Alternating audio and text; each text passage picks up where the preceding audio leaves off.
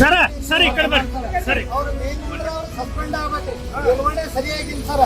ಯಾವಾಗ ಮಾಡ್ಯಾರು ಏನ್ ಮಾಡ್ಯಾರು ನಿರ್ವಹಣೆ ಆಗೈತೆ ಅಂತ ನಿರ್ವಹಣೆ ಆಗತ್ತ. ಈಗ ಮತ್ತ ಏನಂತಾರ ಇದಕ್ಕೆ ವರ್ಷ ಮೇಂಟೆನೆನ್ಸ್ ಗೇಟ್ ದುಡ್ಡು ಇಡ್ತಾರ. ಈ ಮೇಂಟೆನೆನ್ಸ್ ಯಾಕೆ ಮಾಡಂಗಿಲ್ಲ ಅವ್ರು? ಈ ಗೇಟ್ ಹೆಂಗ್ ತಯಾರಾಗೈತೆ ಕಾರಣಕ್ಕೆ ಯಾರು ನೋಡ್ರಿ ಈಗ ನಾಳೆ ಮುಂದೆ ಬ್ಯಾಚ್ ಬರ್ತಾರೆ.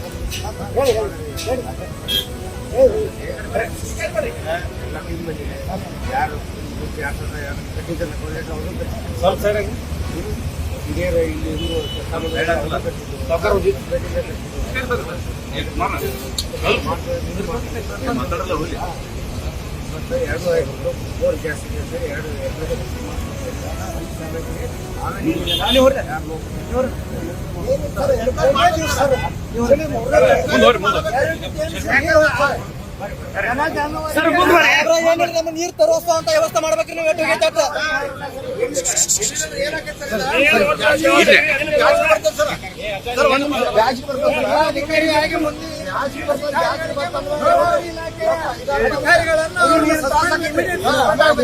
ನೀರು ಎಲ್ಲ ರೈತರು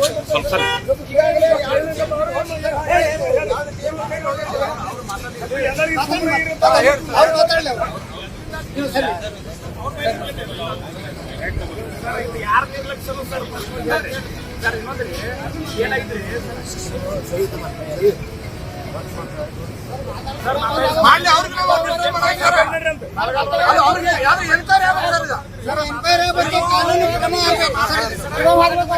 ಅಧಿಕಾರಿಗಳ ಸಸ್ಪೆಂಡ್ ಆಗ್ಬೇಕು ಸರ್.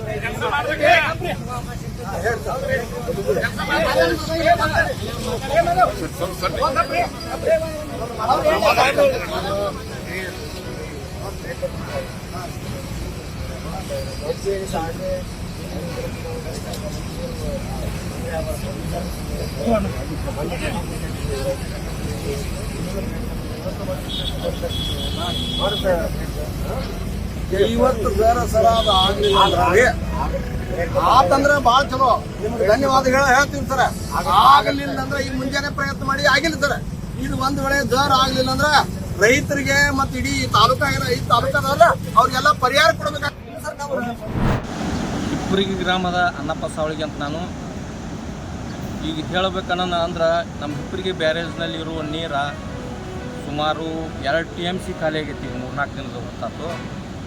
ಇದನ್ನ ಗೇಟ ಒಂದು 22ನೇ ಗೇಟ್ ಕಿತ್ತು ಹೋದ್ರಿಂದ ಇನ್ಕ ತಕ ಯಾರೂ ಅಧಿಕಾರಿಗಳಾಗಲಿ ರಾಜಕಾರಣಿ ಆಗಲಿ ಕ್ರಮವಹಿಸಿ ಏನೂ ಕೆಲಸ ಮಾಡಿಲ್ಲ.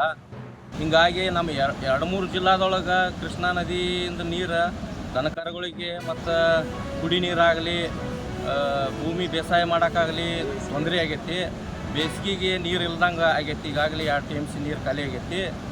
ಈಗ 3 ದಿನ ಆದರೂ ಇವ್ರಿಗೆ ಗೇಟ್ ಸರಿಯಾಗಿ ಕುಣ್ಸೋಕ್ಕಾಗಿಲ್ಲ.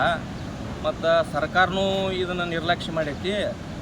ಆದ್ದರಿಂದ ಎಚ್ಚೆತ್ತುಕೊಂಡು ಸರ್ಕಾರ ಬೇಗನೆ ಇದನ್ನು ಸರಿಪಡಿಸ್ಬೇಕಂತ ತಮ್ಮಲ್ಲಿ ವಿನಂತಿ.